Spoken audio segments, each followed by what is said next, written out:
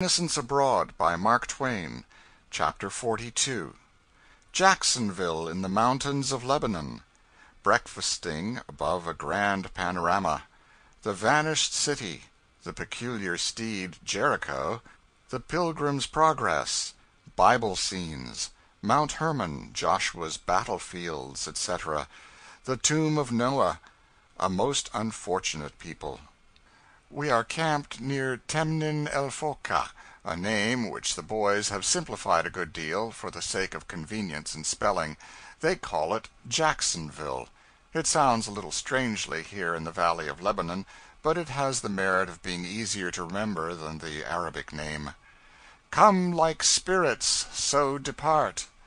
The night shall be filled with music, and the cares that infest the day shall fold their tents like Arabs, and as silently steal away.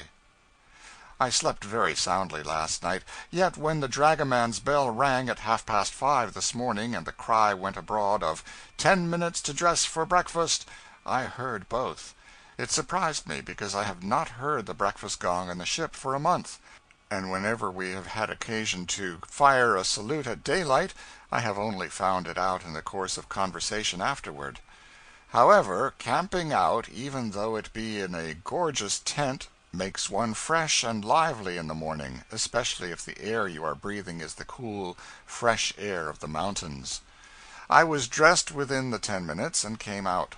The saloon tent had been stripped of its sides, and had nothing left but its roof. So, when we sat down to table, we could look out over a noble panorama of mountain, sea, and hazy valley. And sitting thus, the sun rose slowly up and suffused the picture with a world of rich coloring. Hot mutton chops, fried chicken, omelets, fried potatoes, and coffee, all excellent. This was the bill of fare. It was sauced with a savage appetite purchased by hard riding the day before, and refreshing sleep in a pure atmosphere. As I called for a second cup of coffee, I glanced over my shoulder, and behold, our white village was gone. The splendid tents had vanished like magic. It was wonderful how quickly those Arabs had folded their tents, and it was wonderful also how quickly they had gathered the 1,000 odds and ends of the camp together and disappeared with them. By 6:30 we were under way, and all the Syrian world seemed to be under way also. The road was filled with mule trains and long processions of camels. This reminds me that we have been trying for some time to think what a camel looks like, and now we have made it out. When he is down, on all his knees, flat on his breast to receive his load, he looks something like a goose swimming. And when he is upright he looks like an ostrich with an extra set of legs. Camels are not beautiful, and their long underlip gives them an exceedingly gawless excuse this slang, no other word will describe it expression.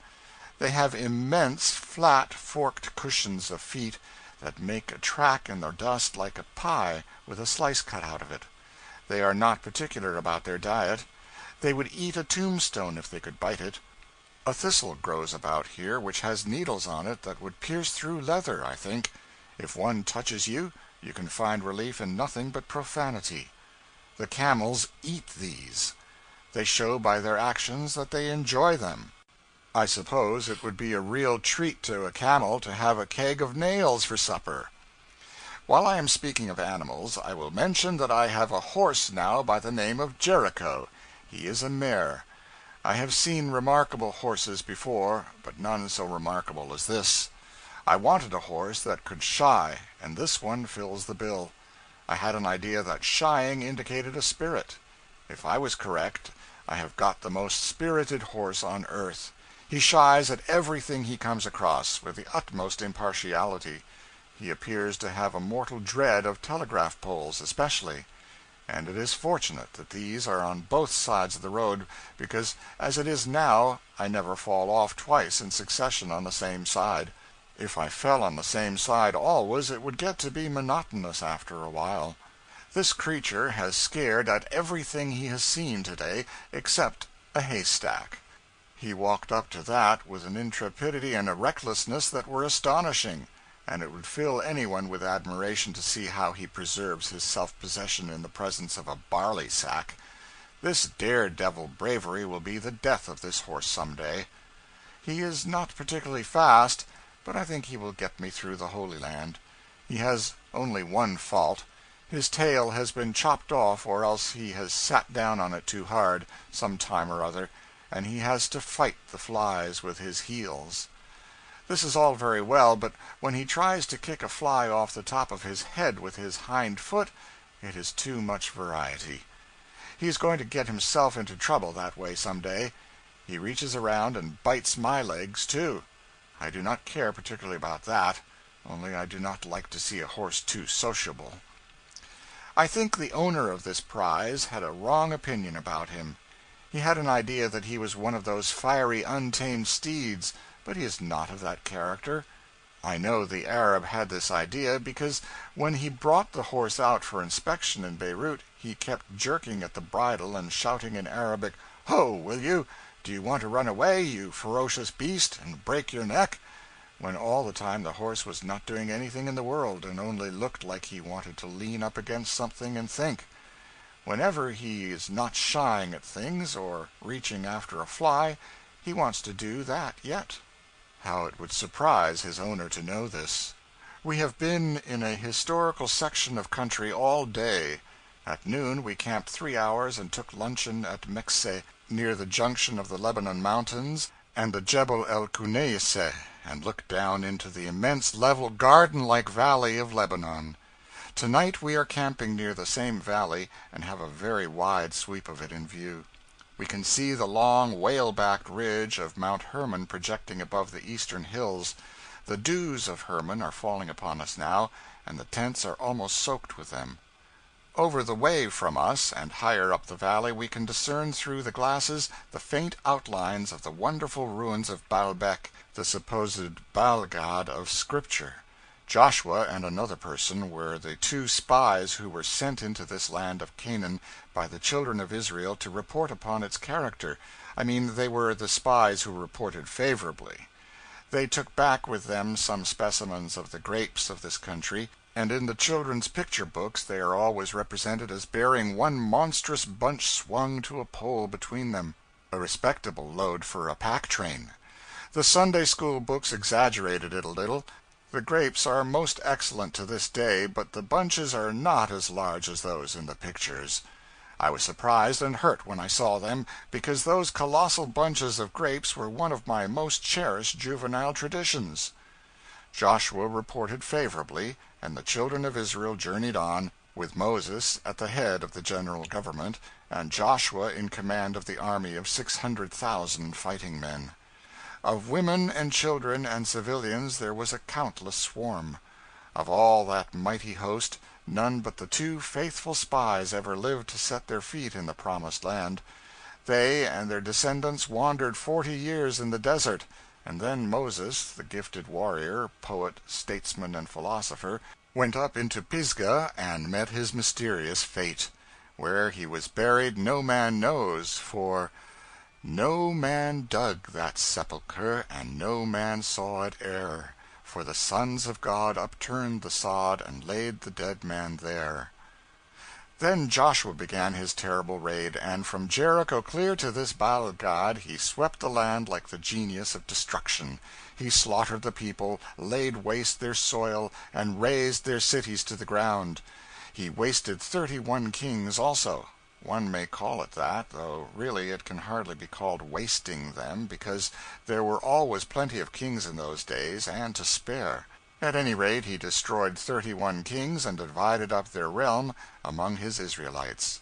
He divided up this valley stretched out here before us, and so it was once Jewish territory. The Jews have long since disappeared from it, however. Back yonder, an hour's journey from here, we pass through an Arab village of stone dry goods boxes they look like that where Noah's tomb lies under lock and key. Noah built the ark. Over these old hills and valleys the ark that contained all that was left of a vanished world once floated. I make no apology for detailing the above information. It will be news to some of my readers, at any rate. Noah's tomb is built of stone, and is covered with a long stone building. Bucksheesh let us in. The building had to be long, because the grave of the honored old navigator is 210 feet long itself. It is only about 4 feet high, though. He must have cast a shadow like a lightning rod. The proof that this is the genuine spot where Noah was buried can only be doubted by uncommonly incredulous people. The evidence is pretty straight. Shem, the son of Noah, was present at the burial, and showed the place to his descendants, who transmitted the knowledge to their descendants, and the lineal descendants of these introduced themselves to us today. It was pleasant to make the acquaintance of members of so respectable a family. It was a thing to be proud of. It was the next thing to being acquainted with Noah himself. Noah's memorable voyage will always possess a living interest for me henceforward. If ever an oppressed race existed, it is this one we see fettered around us under the inhuman tyranny of the Ottoman Empire. I wish Europe would let Russia annihilate Turkey a little, not much, but enough to make it difficult to find the place again without a divining rod or a diving bell. The Syrians are very poor, and yet they are ground down by a system of taxation that would drive any other nation frantic. Last year their taxes were heavy enough, in all conscience, but this year they have been increased by the addition of taxes that were forgiven them in times of famine in former years. On top of this, the government has levied a tax of 1/10 of the whole proceeds of the land. This is only half the story. The Pacha of a Pachalic does not trouble himself with appointing tax collectors. He figures up what all these taxes ought to amount to in a certain district. Then he farms the collection out. He calls the rich men together, the highest bidder gets the speculation, pays the Pacha on the spot, and then sells out to smaller fry, who sell in turn to a piratical horde of still smaller fry. These latter compel the peasant to bring his little trifle of grain to the village at his own cost.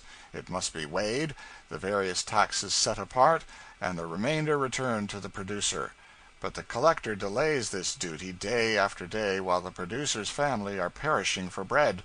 At last the poor wretch, who can not but understand the game, says, "Take a quarter, take half, take 2/3 if you will, and let me go." It is a most outrageous state of things. These people are naturally good-hearted and intelligent, and with education and liberty would be a happy and contented race. They often appeal to the stranger to know if the great world will not some day come to their relief and save them. The Sultan has been lavishing money like water in England and Paris, but his subjects are suffering for it now. This fashion of camping out bewilders me.